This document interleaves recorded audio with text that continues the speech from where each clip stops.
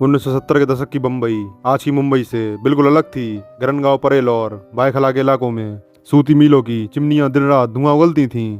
इन मिलों में काम करने वाले लाखों मजदूरों के पसीने से बम्बई की अर्थव्यवस्था चलती थी। इन्हीं मिल मजदूरों में से एक थे गुलाब राव गवली, जो मध्य प्रदेश से आकर यहाँ बसे थे। उनके घर में एक लड़के ने जन्म लिया जिसका नाम रखा गया अरुण। गुलाब राव गवली अरुण का बचपन तंगलियों और चौलों के अभाव में भरे माहौल में बीता। वह एक शांत और गंभीर लड़का था जो पढ़ाई में ठीक ठाक था, लेकिन किस्मत को कुछ और ही मंजूर था। साल 1982 में मसूर दत्ता सामंत की अगुवाई में मुंबई की मिलों में एक ऐतिहासिक हड़ताल हुई। इस हड़ताल ने 2.5 लाख से ज्यादा मजदूरों को सड़क पर ला दिया। गवली का परिवार भी इस आर्थिक तबाही की चपेट में आ गया। घरों में चूल्हा जलना बंद हो गया और युवा अरुण गवली ने देखा कि कैसे ईमानदारी की जिंदगी जीने वाले लोग एक एक दाने के लिए मोहताज हो गए। इसी आर्थिक लाचारी और सिस्टम के खिलाफ पैदा हुए गुस्से ने अरुण को अपराध की ओर ढकेल दिया। उसने पढ़ाई छोड़ दी और बायखला की सड़कों पर उतर आया। शुरुआत मटका जुआ, अवैध शराब के अड्डों और छोटी मोटी चोरियों से हुई। इसी दौरान अरुण गवली की मुलाकात 2 और स्थानीय लड़कों से हुई जिनके नाम थे बाबू रेशम और रमाना। ये दोनों भी उसी चौल संस्कृति से निकले थे और गरीबी से लड़कर अपनी पहचान बनाना चाहते थे। इन तीनों ने मिलकर एक छोटा सा गुट बनाया जिसने आगे चलकर मुंबई अंडरवर्ल्ड की सबसे खतरनाक ताकतों में से एक को जन्म दिया। इस तिकड़ी को नाम मिला BRA गैंग। यहाँ B का मतलब था बाबू रेशम, R का मतलब था रमानायक और A का मतलब था अरुण गवली। शुरुआती दिनों में यह गैंग केवल अपने इलाके के दुकानदारों और सट्टा ऑपरेटरों को संरक्षण देता था, लेकिन उनकी ताकत और आपसी तालमेल इतना सटीक था कि बहुत जल्द बायखला और चिंचपोकली गलियों में BRA गैंग का सिक्का चलने लगा। अरुण गवली इस गैंग का सबसे शातिर दिमाग था जो पर्दे के पीछे रहकर रणनीतियां बनाता था।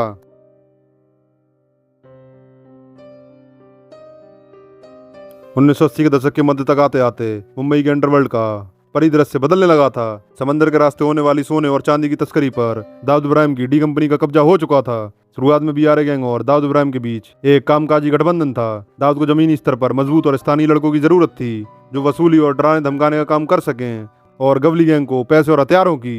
लेकिन अपराध की दुनिया का एक शाश्वत नियम है कि वहाँ 2 बराबर की ताकतें कभी शांति से सह अस्तित्व में नहीं रह सकती। इस गठबंधन में पहली दरार तब पड़ी जब बायखला के एक बेहद महंगे प्लॉट और होटलों की डील को लेकर रमानायक का विवाद दाऊद के सबसे करीबी गुर्गे शरद सेठी से हो गया। दाऊद ने इस विवाद में रमानायक का साथ देने के बजाय शरद सेठी का पक्ष लिया। यह बात गवली और रमानायक को चुभ गई। उन्हें समझ आ गया कि दाऊद ने सिर्फ मोहरा समझता है और कभी भी अपने बराबर का दर्जा नहीं देगा। तनाव तो अपने चरम पर पहुंच गया जब 1988 में एक कथित पुलिस एनकाउंटर में रमानायक मारा गया। अरुण गवली को पूरा यकीन था कि रमानायक का एनकाउंटर दाऊद इब्राहिम ने पुलिस के बड़े अधिकारियों को पैसे देकर करवाया था। रमानायक की मौत ने मुंबई अंडरवर्ल्ड के इतिहास के सबसे खूनी और बेरहम गैंग वॉर की शुरुआत की। गवली ने अपने दोस्त की मौत का बदला लेने के लिए दाऊद के खिलाफ जंग का ऐलान कर दिया। दाऊद ने इसका जवाब देने के लिए गवली गैंग के सगे भाई पापा गवली की सरेआम हत्या करवा दी। भाई की लाश देखकर अरुण गवली ने अपनी जिंदगी का एकमात्र मकसद बना लिया, डी कंपनी का खात्मा। गवली ने अपने शूटरों को खुला आदेश दे दिया कि डी कंपनी का जो भी आदमी दिखे उसे खत्म कर दिया जाए। गवली के शूटरों ने नागपाड़ा के बीच चौराहे पर दाऊद के सगे जीजा और उसकी बहन हसीना पारकर के पति इस्माइल पारकर की गोलियों से भूनकर हत्या कर दी। इस दुस्साहस से दाऊद इतना बौखला गया कि उसने जे अस्पताल के भीतर गवली के शूटर सैले सलदड़कर पर हमला करवाया, जिसमें 2 पुलिस वाले भी मारे गए। मुंबई की सड़कें अब खुली जंग का मैदान बन चुकी थीं।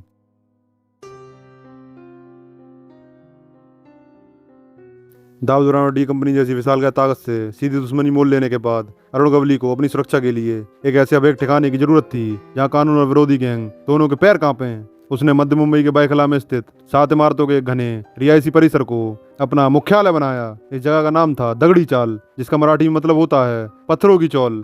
गवली ने साधारण सी दिखने वाली चौल को एक आधुनिक और अभेद किले में तब्दील कर दिया। इसके प्रवेश द्वारों पर भारी लोहे के चैनल गेट लगाए गए, गुप्त सुरंगें बनाई गईं, हाईटेक CCTV कैमरे लगाए गए और हर कोने पर गवली के वफादार और हथियारबंद लड़के 24 घंटे पहरा देने लगे। इसी दौर में अरुण गवली का एक नया और बेहद प्रभावशाली रूप सामने आया जिसने उसकी छवि को पूरी तरह बदल दिया। चौल में रहने वाले गरीब मील मजदूर, स्थानीय जनता और व्यापारी अपनी रोजमर्रा की समस्याओं, पारिवारिक विवादों और वित्तीय तंगी को लेकर गवली के पास आने लगे। गवली ने दगड़ी चाल के भीतर एक नियमित दरबार लगाना शुरू किया। वह गरीबों की बेटियों की शादी का पूरा खर्च उठाता, बीमारों के मुफ्त इलाज की व्यवस्था करता और स्थानीय अदालतों से इतर खुद ही त्वरित फैसले सुनाता। लोग उसे एक अपराधी के रूप में नहीं बल्कि अपने मसीहा के रूप में देखने लगे। यहीं से अरुण गवली बन गया डैडी। दगड़ी चाल के भीतर डैडी का यह समानांतर प्रशासन इतना मजबूत था कि पुलिस भी वहां घुसने से कतराती थी। जब भी पुलिस गवली को गिरफ्तार करने के लिए दबिश देती, चौल की सैकड़ों महिलाएं और बच्चे सड़कों पर उतर आते, पुलिस की गाड़ियों को घेर लेते और गवली को भागने का मौका मिल जाता। 1990 के दशक में जब मुंबई पुलिस के एनकाउंटर स्पेशलिस्ट दाऊद के गुरुगो को चुन चुन कर मार रहे थे, तब शिवसेना प्रमुख बाल ठाकरे ने गवली को देशभक्त डॉन की संज्ञा दी थी। गवली का हुलिया भी बिल्कुल अलग था। सिर पर सफेद गांधी टोपी, बदन पर सफेद कुर्ता पजामा और लंबी मूछें। वह एक गैंगस्टर से ज्यादा एक कबीले का मुखिया या लोक नेता दिखाई देता था।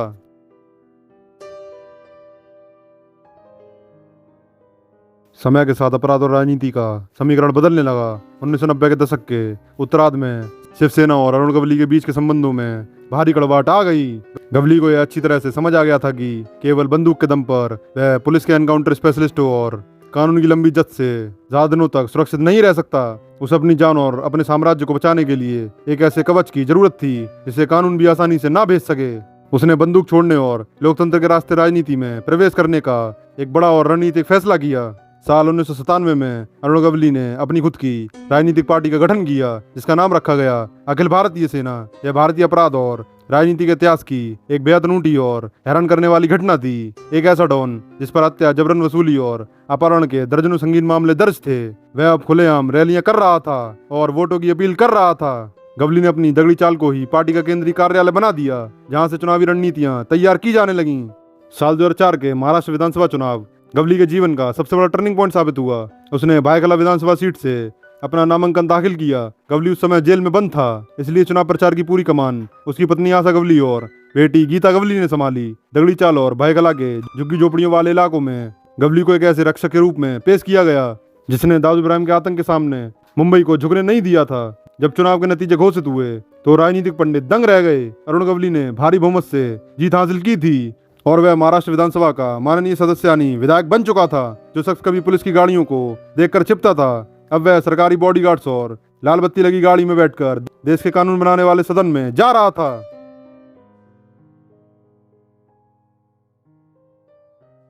राजनीति के इस खादी के कवच ने अरुण गवली को कुछ सालों तक कानूनी कार्रवाइयों से बचाए रखा, लेकिन अपराध की दुनिया का अतीत कभी भी पीछा नहीं छोड़ता। साल 2007 में एक ऐसी घटना घटी जिसने गवली के इस राजनीतिक और आपराधिक साम्राज्य की चुलें हिला दी। मुंबई के सागीनाका इलाके में शिवसेना के एक स्थानीय कॉर्पोरेटर कमलेश यादव की उनके घर के बाहर सरेआम गोली मारकर हत्या कर दी गई। शुरुआती जांच में एक सामान्य मर्डर केस लग रहा था, लेकिन जब मुंबई पुलिस की क्राइम ब्रांच ने गहराई से तफ्तीश की तो कड़ियां सीधे दगड़ी चाल से जाकर जुड़ी। पुलिस जांच में कड़वा सच सामने आया कि एक जमीन के विवाद को सुलझाने और बिल्डर से मोटी रकम वसूलने के लिए इस हत्या की सुपारी किसी और ने नहीं बल्कि खुद विधायक अरुण गवली ने दी थी। इस बार सरकार और पुलिस प्रशासन किसी भी राजनीतिक दबाव में झुकने को तैयार नहीं थे। साल 2008 में पुलिस ने अरुण गवली पर मकोका यानी Maharashtra control of organised crime act के तहत केस दर्ज कर उसे गिरफ्तार कर लिया। मकोका एक ऐसा कड़ा कानून है जिसमें जमानत मिलना लगभग असंभव होता है और गवाहों की सुरक्षा बेहद कड़ी होती है। यह कानूनी लड़ाई अदालत में 4 साल तक चली। आखिरकार 31 अगस्त 2012 को मकोका की विशेष अदालत ने अरुण गवली को कमलेश यादव की हत्या की साजिश रचने का दोषी पाया और उसे आजीवन कारावास यानी उम्र कैद की सजा सुनाई। यह फैसला मुंबई अंडरवर्ल्ड के एक पूरे युग का अंत था। दाऊद इब्राहिम देश छोड़कर दुबई और पाकिस्तान भाग चुका था। छोटा राजन बैंकॉक में पकड़ा जा चुका था और मुंबई की धरती पर रहकर अपना साम्राज्य चलाने वाला आखिरी मूल डॉन अरुण गवली हमेशा के लिए सलाखों के पीछे भेज दिया गया। आज अरुण गवली नागपुर सेंट्रल जेल की काल कोठरी में अपनी उम्र कैद की सजा काट रहा है। दगड़ी चाल की वे ऊंची इमारतें आज भी खड़ी हैं, लेकिन वहां का वह पुराना खौफ और रौनक अब भी पूरी तरह गायब हो चुकी है। गवली की कहानी यह साबित करती है कि कानून का पहिया भले ही धीमा चले, लेकिन वह अपराधी को उसके अंजाम तक जरूर पहुंचाता है।